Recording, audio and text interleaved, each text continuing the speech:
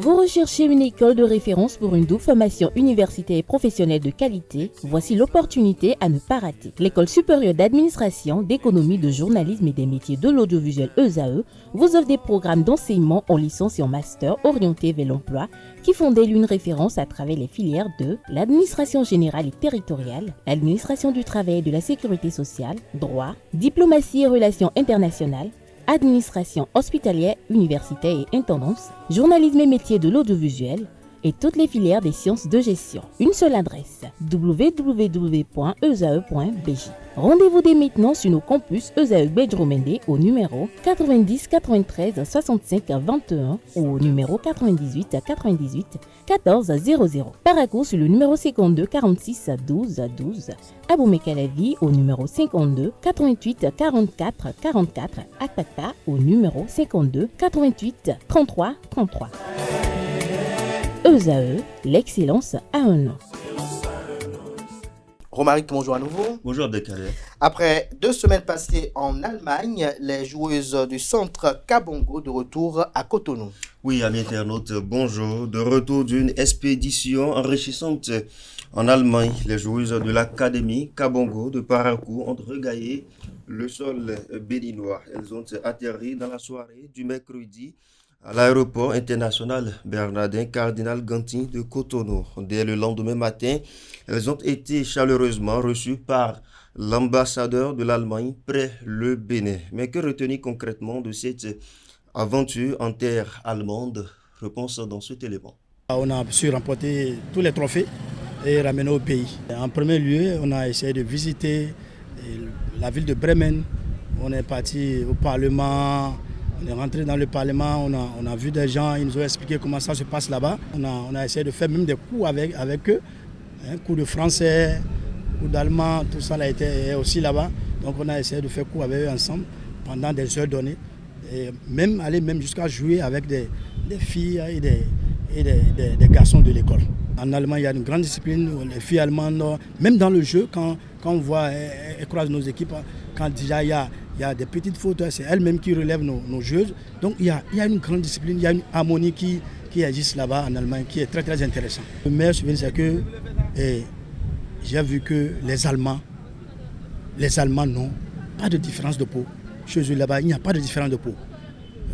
Ils nous prennent comme eux, ce n'est pas seulement la couleur, non. Ils nous prennent comme eux, nous sommes tous des humains et ils vivent en harmonie avec nous. Ils nous ont donné des choses, des valises, de n'importe où, des gens qu'on ne connaît même pas.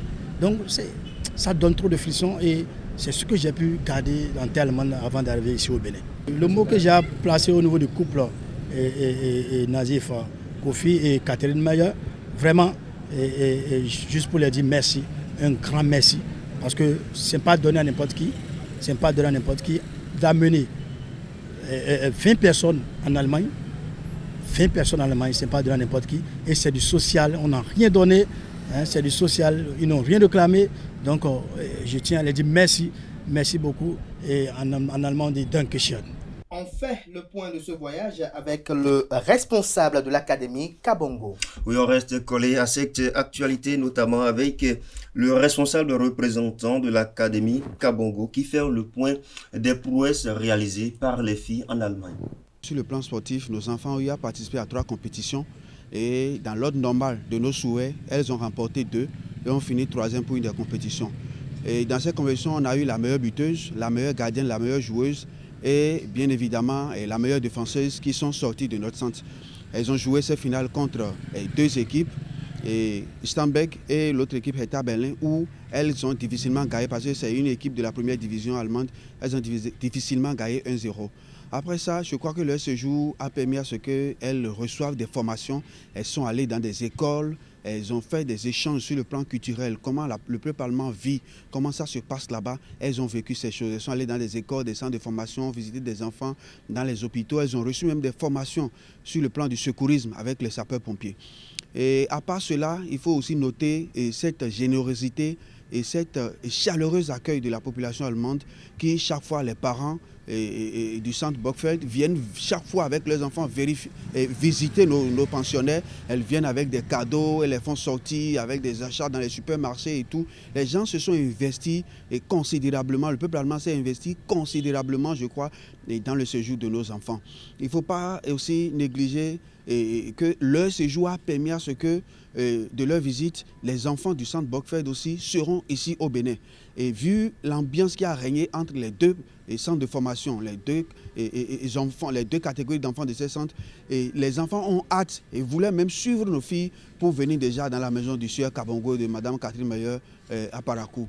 Donc je crois ce qui ne sera possible qu'en octobre prochain, parce qu'en octobre, je vous passe le message du président qui nous dit que déjà en octobre, ces enfants seront ici au Bénin pour visiter le centre Kabongo et qu'il espère bien aussi que nous, les parents du centre Kabongo et autres personnes impliquées dans l'évolution de nos filles soient aussi au rendez-vous pour accompagner véritablement ce séjour-là de ces enfants ici, qui ont tout donné quand même pour que nos enfants aient une journée agréable, un séjour agréable de l'autre côté de l'Allemagne.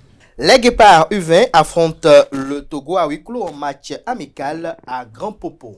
Oui, en pleine préparation pour la Wafu B U20, coupe prévue en 2025 au Ghana. Les jeunes béninois reçoivent ce vendredi 4 juillet leurs homologues togolais au stade Omnisport de Grand Popo pour un match amical à huis clos. Cette rencontre constitue le second acte de la double confrontation entre les deux équipes. L'équipe affiche un visage très encourageant. Les garçons sont prêts à affronter n'importe quel adversaire. Il faut affronter les grandes équipes pour en devenir une, a déclaré le sélectionneur Raymond Tchaï. Le stade se poursuivra jusqu'au 7 juillet prochain. Le Liverpool a perdu hier l'un de ses attaquants dans un accident de route. Diogo Jota, l'attaquant vedette du Liverpool et de l'équipe nationale portugaise, est décédé dans un accident de voiture dans la nuit du 2 au 3 juillet 2025 aux côtés de son frère André Silva, également footballeur, près de la Palacios de Sanabria dans la province de Zamora en Espagne. Selon les autorités locales et les médias espagnols, âgé seulement de 28 ans, Diogo Jota, de son vrai nom Diogo José Teixeira da Silva, était un attaquant polyvalent réputé pour sa finition clinique et sa vitesse explosive. Diogo Jota laisse derrière lui une veuve, Ruth Cardozo, avec qui il s'est marié seulement le 22 juin dernier, dont le plus jeune né en 2024 avec seulement 3 enfants. Son frère André Silva apprend le Ilfond Post évoluait également comme footballeur professionnel à Panafiel en 2e division portugaise. Paix à l'âme des illustres disparus. Merci à vous pour cette présentation de l'actualité sportive. Merci une fois encore à Komlan Kanté Amoussou pour sa présentation du bulletin matinal d'information. À présent, nous allons convoquer en plateau Ola Francis Farami pour la définition du jour et Yasmina Tumboto Hassani pour les trucs et astuces.